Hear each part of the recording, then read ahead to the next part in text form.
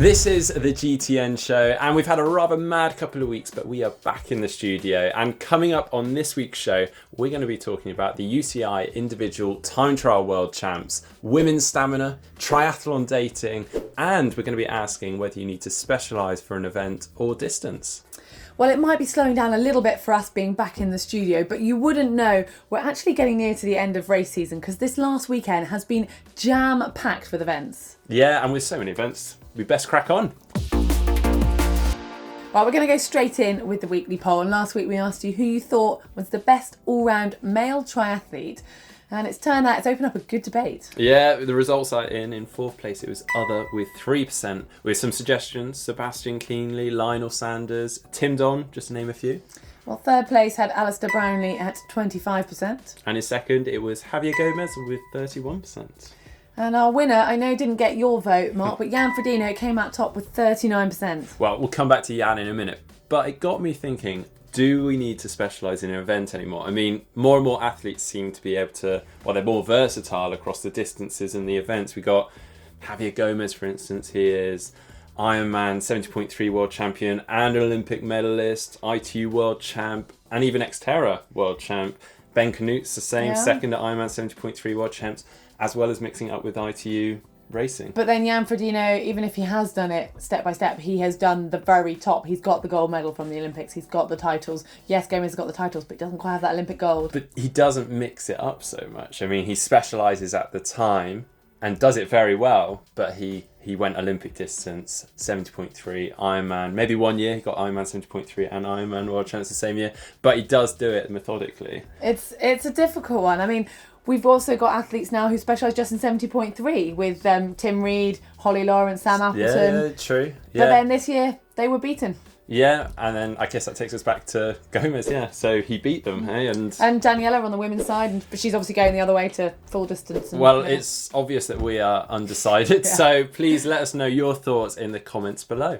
This week we're keeping it more succinct with the poll, and we want to know who you think is going to win the Ironman World Championships in the women's field. We're only giving you 4 options. So one is Daniela Reef, And Heather Jackson, Sarah Crowley, and Michelle Vesterby. And you can enter that poll by clicking on the link above Heather's head. Over the last week, it was the UCI Road World Championships held in Bergen, Norway, and it was a time trial event that caught our eye. It had quite an unusual course and it proved to make exciting racing. Yeah, it really was a course of two halves. We had a 28k relatively flat terrain before it kicked up a 3k climb up the Mount Florian, which is around a 9% gradient. And to be honest, it's the sort of thing we have in triathlon all the time. Anyway, it made pacing slightly problematic, meaning riders had to save something for that climb right at the end, as well as having the option of changing to a road bike before they hit the climb. Well, some chose to do that. There was a red carpet laid out at the bottom of the hill. So basically, they could ride their time trial bikes to that and then practicing their flying mounts, maybe get on their road bike to get up the steep bit. Yeah, well, then we actually had Tony Martin, Tom Dumoulin and Chris Froome coming through without changing their TT bikes and blitzing through. I mean, Tom Dumoulin won it by almost a minute or over a minute, I think it was in the end. And really showing that TT bikes are pretty fast on the climbs. I mean, I hate to say, I kind of told you so. I did do a video recently out in Mallorca comparing TT versus road bikes on a climb of a similar gradient, and the TT bike was faster. You've put yourself out there now, Mark. Yeah, so, I mean, maybe road cyclists could learn a thing or two off triathletes after all. Hi, I'm Heather Wertel, and you're watching the GTN Show. Are you single and into triathlon? Or maybe Ironman singles can help you out.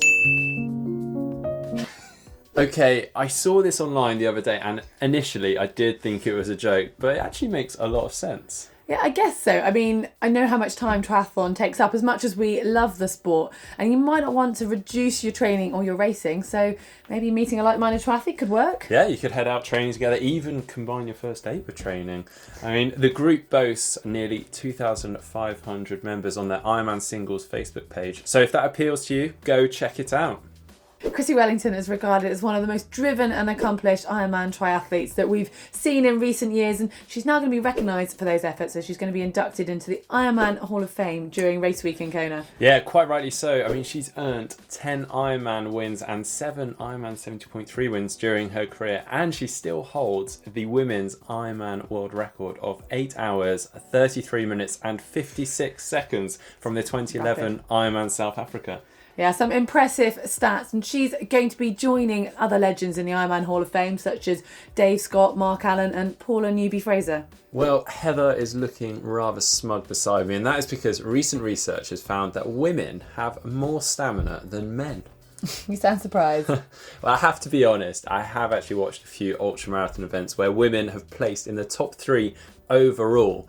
And it kind of shows that as an event gets past a certain point or distance, that those gaps come back together within the genders. So maybe this does have a bit of truth. Well, the study found that men are generally more powerful. However, when they looked into strength, they tested them over a repeated exercise 200 times, and men's strength decreased 15% more than the women did. So I guess that backs up your argument a little bit. And they also used ultramarathon events to test some of it. Yeah, well, it was Professor Brian Dalton of the University of British Columbia in Canada that hooked participants up to dynamometers to test their speed, power and torque whilst they were doing these calf raises. And whilst it is fairly specific to one muscle group, he does believe that you'd find the same findings and results over the rest of your body and other muscles. So that's my excuses sorted for my next training session. We have some exciting news for you. We have some new products available in the GTN shop. We have some towels available in 2 different sizes. We have this smaller towel, which is perfect for gym or turbo sessions. And then we have a larger beach towel. Well, also coming soon, we've got our new jumpers and hoodies, as Mark's modelling very nicely there. Now, if you are interested in getting your hands on the towels or these jumpers, you can click on the link above my head and it'll take you to the shop. And we also have a link below in the description.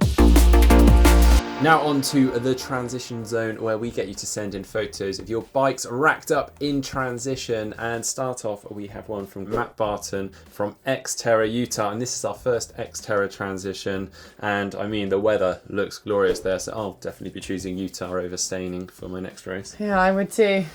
We've got this one in from Charlie Langhorn from the Staining Tri, and well, obviously it's pretty damn cold, and we'll let him off for having a jacket in transition. It's keeping his seat warm and dry, but I hope he's got something to keep his hands warm. He needs some gloves in those conditions.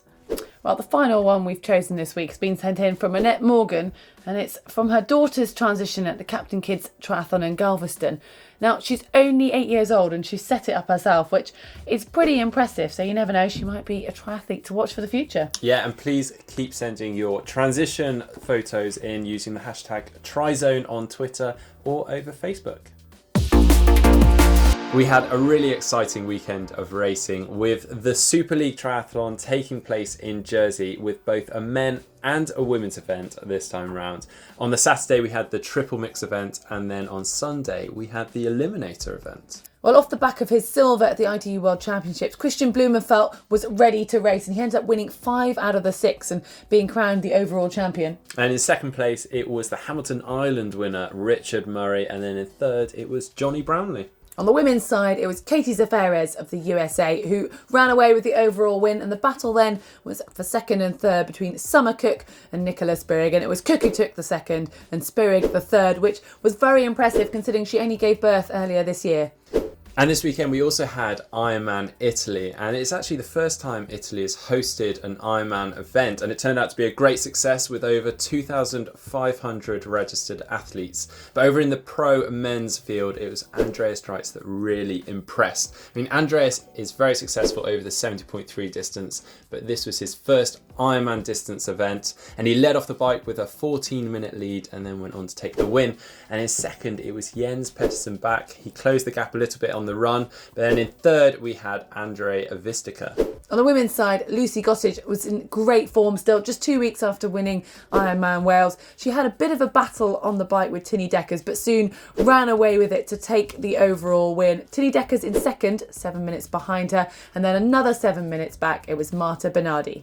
In the full distance Ironman in Chattanooga, it was a women's only pro field and it was dominated by USA's Liz Lyles. She ended up winning the race by over 23 minutes ahead of Kim Schwabenbauer in second and Jessie Donovan in third. Then finally at Ironman 70.3 Augusta, it was Jessie Thomas that took the win with the second fastest bike split of the day and a race best run split. And then in second place it was Andy Potts and in third Kieran Roche. On the women's side, it was a strong swim from Sarah Chu which gave her the lead from the start, and she took the overall win ahead of Garitz Frades in second and Elisa Dohier in third. And moving on to the caption competition, last week we had this picture from the ITU Grand Final in Rotterdam. And after looking through the various suggestions, our favourite was William Vardy, who asks, whose feet are those? Answer, I don't know, it's up in the air. Well, William, you can get in touch with us to claim your cap. And this week, Elvis is back. Again, a photo from the ITU Grand Final where we have Elvis cheering on the sidelines. Okay, a little less conversation, Mark. Why don't we hear what our viewers can suggest? Yeah, please send in your captions in the comments below. Well, it's time to jump into the GTN Pain Cave, and we've picked a few of our favourites that you sent in this week. This one caught our eye from Sasha Fetch, who's obviously a big fan of having loud music to get them pumped when they're training. Yeah, and clearly likes to be right up and in the action with their TV screen right on the end of their TT bars. And then next we have one from Gregory Hoots, who sent this one in over Facebook. And I mean, this looks like a gym. Most people would pay a subscription fee to have something like this. Pretty comprehensive, isn't it? Yeah, it's got a Treadmill. vibration plate, treadmill, turbo. I think that's even weights. a cable machine going on at the back there. Yeah, where do I sign up, Gregory? Please keep sending in your GTN Pain Caves using GTN Pain Cave over Twitter or over Facebook. Coming up on the channel this week, tomorrow we have top 5 swim skills. Friday, we've got essential training strategies when you're tight for time. And on Saturday, we have a pro bike with Tyler Butterfield. Sunday, we've got an exciting feature coming up. And on Monday, we have how to fix a race day puncture. And Tuesday, it's a video on running trail tips. And on Wednesday, we are back here for the GTN Show. I'm Brett McMahon from Canada, and this is the GTN Show. That's it from the GTN Show, and we've had some interesting discussions, but we'd love to hear from you too, so please get in touch in the comments below. And if you've liked this show, give us the thumbs up.